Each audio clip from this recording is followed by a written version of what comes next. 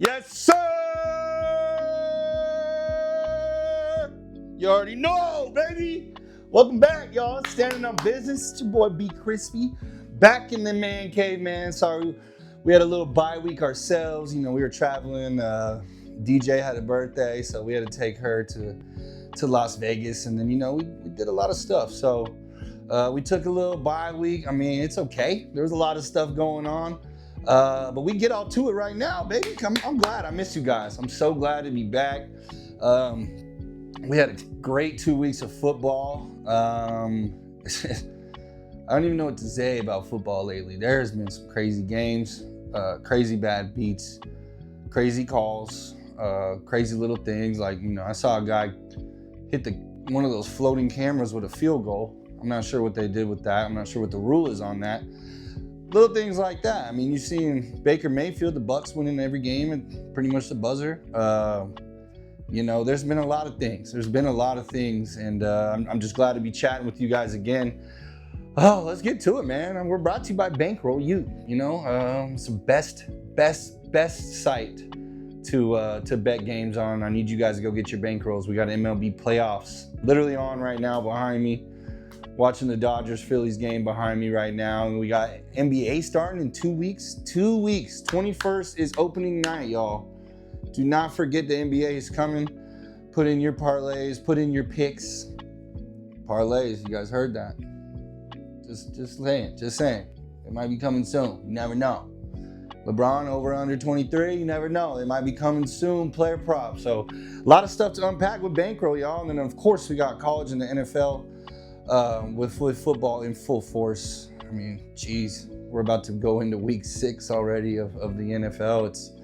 It's been wild. It's been real wild, and my bankroll's been wild myself.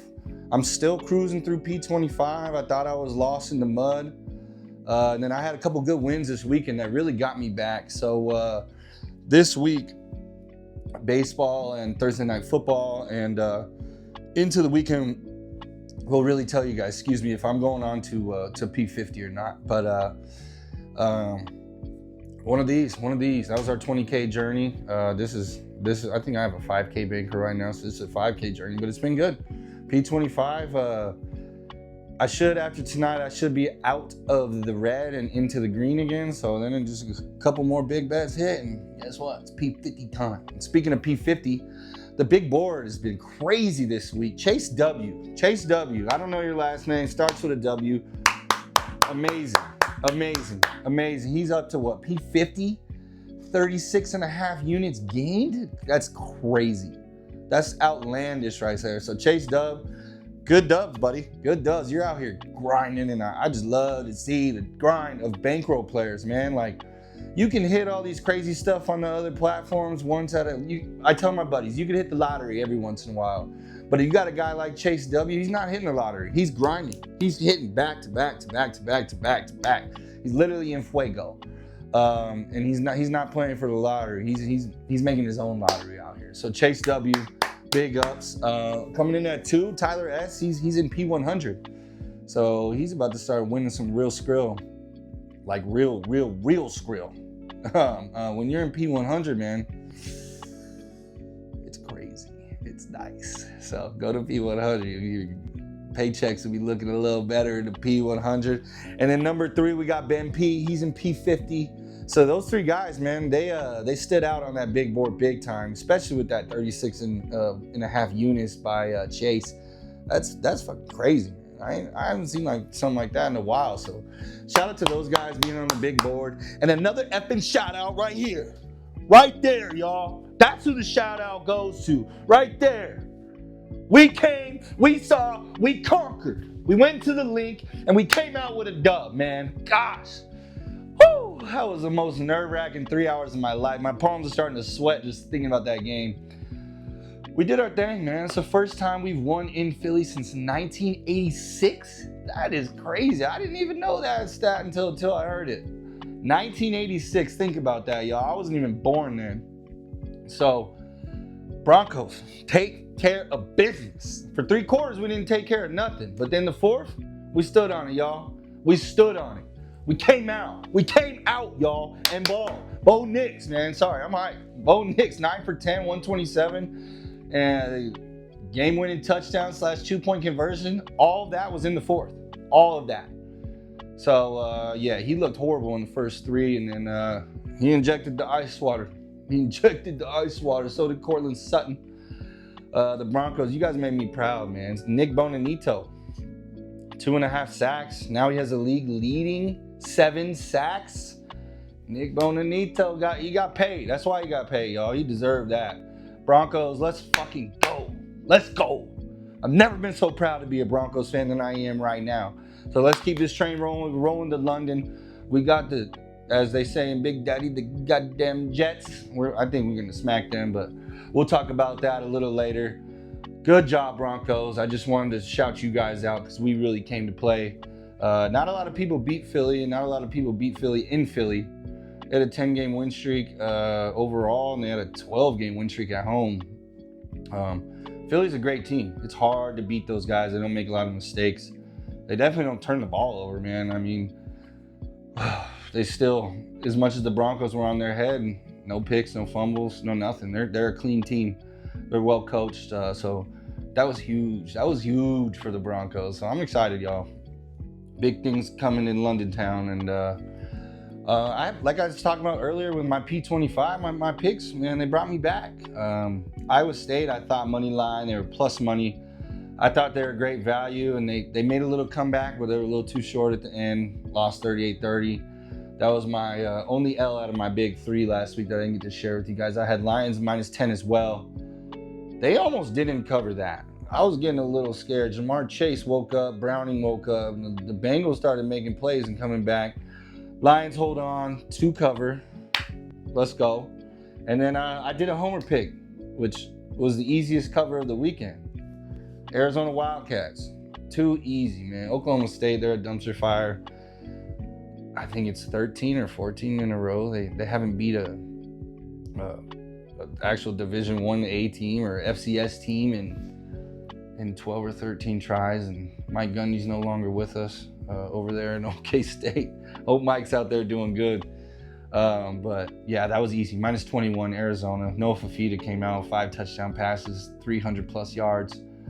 He was doing some Johnny Manziel-esque stuff, and then he had a couple bad turnovers, but I like what Arizona's doing. We're 4-1. That Iowa State game, they trounced us. We didn't come ready. We had our chances in that game as well. We didn't get to talk about that because, like I said, I had a bye week, but Arizona 4-1 got, I think, 18th now ranked BYU coming into the desert. So if we can win a big game this weekend at home, then you might see us in that top 25, and 2 more to be bowl eligible. And I think Brett Brennan, if he goes to a bowl game, keeps his job. So that's huge for Brett. Huge for the city, man. The city's starting to buzz. We just had that red-blue basketball game where it's the opening practice. NCAA lets you practice, and I had the dunk contest. Gronk and Shaq were in town all weekend.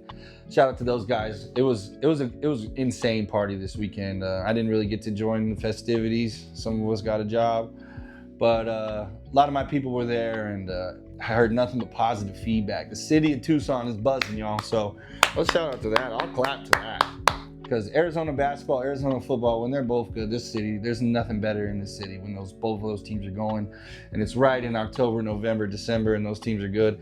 It is effing amazing in this city. So Arizona -21 was a heat locker. So we'll take that. We love that. We're going to move on to this week, 2-1. I need a 3-0 week, man. I can't catch one. I've gotten my 2s and 1s, my 3s and 1s, but I've been positive the last 3 weeks. Ain't nobody dicing up a pie for my face, baby, because I ain't on that. I'm winning now. So let's keep this train rolling. Let's keep getting our picks right. But let's get a 3-0 week. Can I have a 3-0 week one time? Then I'll climb the mountain of business and stand on that bitch, because a 3-0 week means perfection. So this week, that's what we're trying to do. That's what we get into my picks right now. Right here, right now. Picks of the week, baby. And I finished with a homer pick, and I'm going to go back into a homer pick. I'm going with us. I'm going with the Broncos this week. We're in London. We got the dub before London, which is huge. Teams on the road was like 2-14 before a London game. we made it 3-14. And we go against the Jets. They haven't really won a game yet. They look Jets-esque, might even look worse this year. I feel bad for Fields. He's trying, but he ain't getting it done. But no one's getting it done over there. Breece Hall looks good, and fumbles a big one. I mean, the Jets, they're the Jets. But I'm going to tell you why I'm picking the Broncos, not only just because they're the Jets and just because we come off a big win and just because we're looking comfortable. I told everyone that Cincinnati game, if we have a big game, it'll turn the season kind of in the right direction, and that's exactly what it did. We're getting gritty wins now in Philly, and the Broncos are good when they run the football. You saw against the Eagles. We started establishing that run, and we started winning the game. The Broncos have a fourth in rushing. I was going to say top 5, but we're going to go. They're fourth in rushing. Jets are bottom 5 in rushing. They're allowing almost 5 yards a carry, giving up top 5 in touchdowns rushing. I think J.K. Dobbins, R.J. Harvey. I think the Broncos run it down their throat, and then that opens up that famous Sean Payton play action. So I think the Broncos win huge. That offense goes when they run. Jets can't stop the run. Broncos -7.5 is one of my locks. That's my first pick of the week, going on to number 2. And I don't judge me or be mad at me or anything like that, because we stand on, this is business, right? This is what we're standing on, is biz. This week I'm picking Arizona State money line against Utah. They're +5.5 on the point spread, but I'm taking them money line. Utah hasn't really played anybody, and then when they did, their offense looked sluggish against top 100 defenses. Their offense is sluggish. Against Texas Tech, they had one play that went over 15 yards. If you can stop that Utah running attack, then you can stop their passing attack. That's what they like to do. They like to run into passing. That's their game plan. I think ASU's too much for it. I think ASU's offense, their offensive passing attack is too much with Tyson and Levitt. So I'm taking, that's my value pick of the week. Maybe that's why I have a 1. I've been picking a plus money pick every week. But ASU money line, I think, is a steal. I think 5.5 is way too much. My fellow Tucsonans, my fellow U of A fans, don't get on me for this. Like, please. You guys see all around you. It's red and blue till I die. But this standing on business pick is strictly business. I don't want any backlash. I don't want to hear no shit, all right? All right? Cool. Moving on. Steelers, one of my favorite teams to pick this year. -4.5. I mean, they're going against the Browns. Dylan Gabriel had a solid game. He had a solid game. But he's not going against the Steelers, D. He's not going against a team that hasn't allowed 20-plus points in 3 games. They gave up 32 to the Jets week 2. Haven't allowed over 20 in those games. And the Browns haven't scored over 20 in any game this year. Not one. So I think Dylan Gabriel will be over his head this week. Mike Tomlin, they had a bye week to prepare for the Browns. They have a week of film on Dylan Gabriel.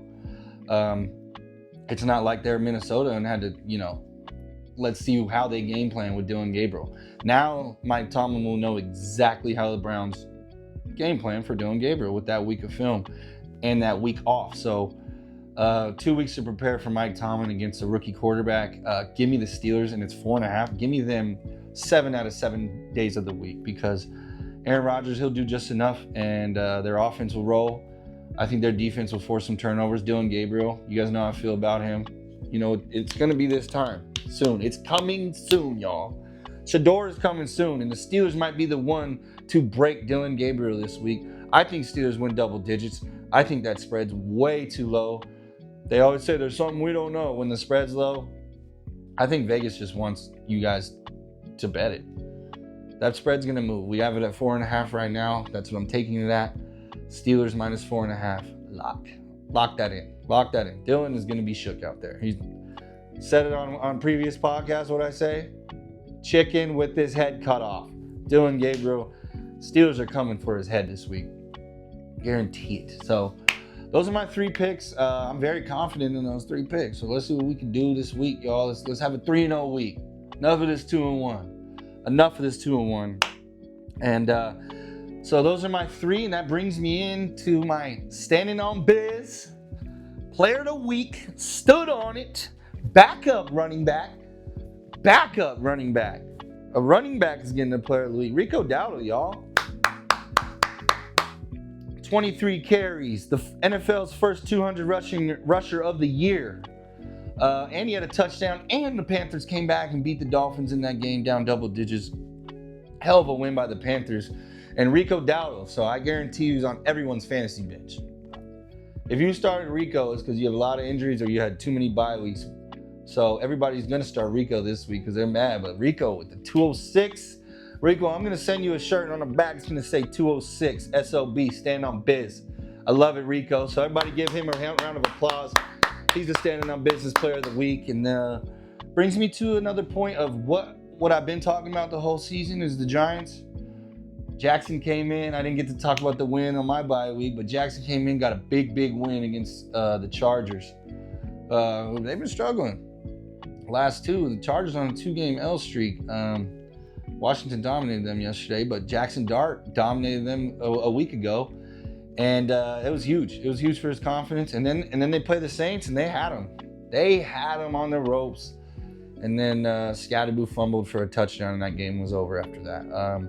But I like what I've seen from Jackson. I think they're going to continue to open up the playbook a little more and more each week. So Jackson, I think he's staying healthy. I think he's finishes this year. I don't see him having that like lull where he's just absolutely. He'll have one or two really bad games, but I see more pretty good games than really shitty games coming from Jackson in the future. So keep doing what you're doing, Jackson. And your Giants look better than Baltimore, and they look better than the Raiders.